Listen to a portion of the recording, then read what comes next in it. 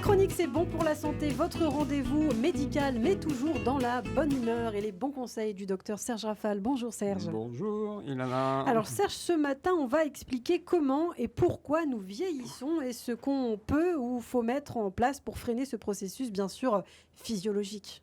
Le vieillissement commence beaucoup plus tôt qu'on ne l'imagine, dès la fin de la croissance et de la maturation sexuelle, mais ne devient perceptible qu'autour de la cinquantaine.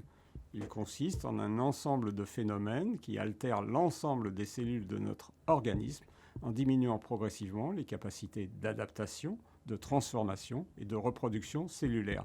Ce vieillissement est programmé génétiquement, mais notre durée de vie en bonne santé dépend de nombreux facteurs internes et externes, fixes ou aléatoires. Donc il est tout à fait possible d'être proactif et d'interagir. Bien entendu, sur certains de ces facteurs à titre préventif, pour d'autres plus tardivement. Il n'est jamais trop tard pour améliorer son alimentation, pratiquer ou reprendre une activité physique régulière, profiter de l'instant présent, cultiver la pensée positive. Ces éléments ont tous, peu ou prou, une action avérée sur le vieillissement. Et comment nous vieillissons alors ? La programmation génétique sur laquelle nous pensions jusqu'à peu n'avoir aucune prise est déterminée à la naissance. Mais nous savons maintenant, grâce à l'épigénétique, que ce que nous respirons et consommons, nos modes de vie et de pensée, interviennent sur la vitesse et l'intensité du vieillissement, en particulier par l'intermédiaire du stress oxydant et des radicaux libres dont nous parlons régulièrement dans cette rubrique. Il est bon de se souvenir qu'ils ont été découverts par l'industrie du pneumatique qui travaillait précisément sur la durée de vie des gommes.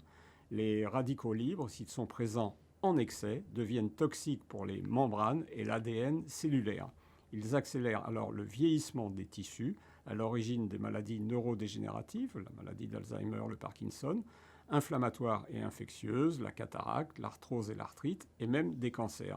Une bonne alimentation, pas seulement variée, mais aussi et surtout qualitative, exempte d'excès et de déficiences, est considérée comme le garant d'un bon, entre guillemets, vieillissement.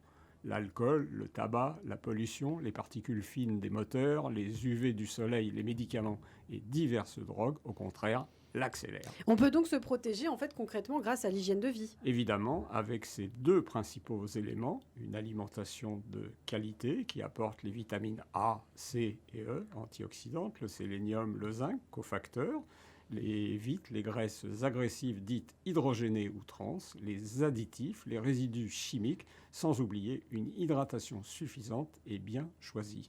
Et une activité physique régulière mais pas trop intensive, car elle arrête alors l'effet inverse en produisant beaucoup de radicaux libres aux effets délétères. Alors qu'est-ce qu'on peut dire en conclusion Serge ?